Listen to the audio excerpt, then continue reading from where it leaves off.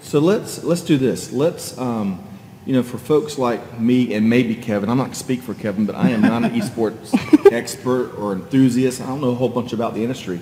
Tell us, if you had esports 101 in just a small nutshell, what do folks need to know?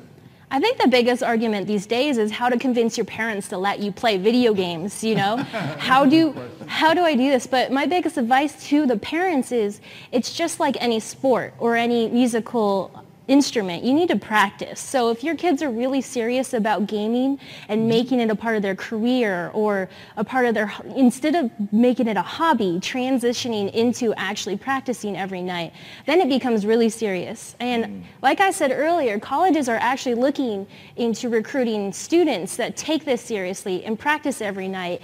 And they have a team they practice with, and they're able to get together. Then the college teams put them, they get scholarships and all that. Right. Yeah, wow, scholarships. Yeah, scholarships. But I have to say that my daughter was doing a lot of streaming over Twitch, right?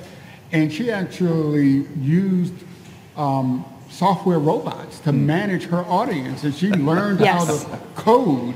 And your daughter is impressive.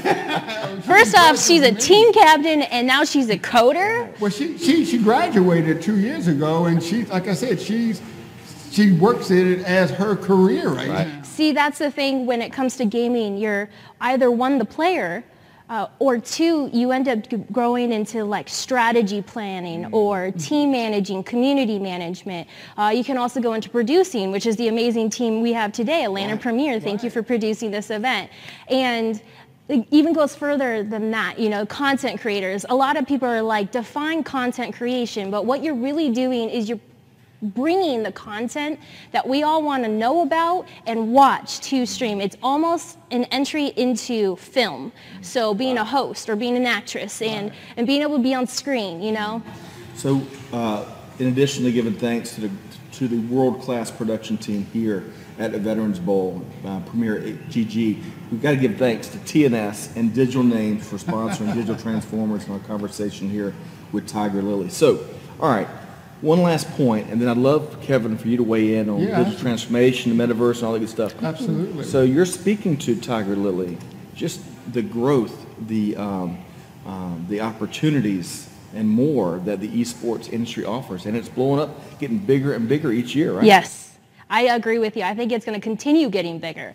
And there's going to be way more job opportunities for different players, gamers, developers, producers, coders, team managers. We're going to need more people that can lead. So we're going to see that grow as we move on. Awesome. All right. This is really a business.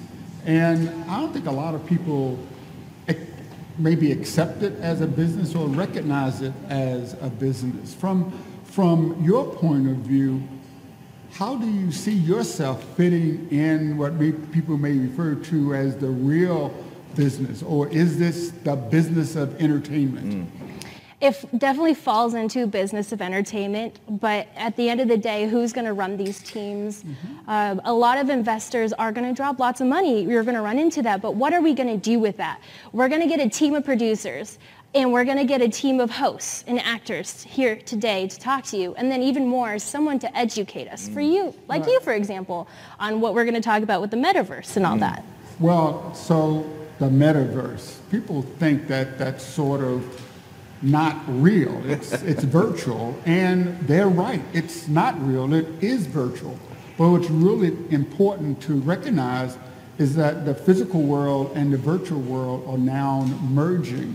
And business is not just entertainment business, but just about every industry have to learn how to interact and operate in the metaverse and connect with their customers. What do you feel about the metaverse? Is it a real thing? Digital content is real. I have this argument these days where it almost is like the real world is the stage for digital content. We run into that all the time. And as we look to the internet, and even now, NFTs or Bitcoin, you're going to see a lot of that digital content becoming more and more accessible. It's the thing that we're trying to do these days is wrap our head around NFTs, the non-tangible, non-fungible tokens. Yes. Right. So, a lot of people are interested in that because it's the unknown, but as I continue forward, even in the gaming space, I see it becoming more and more of an everyday thing.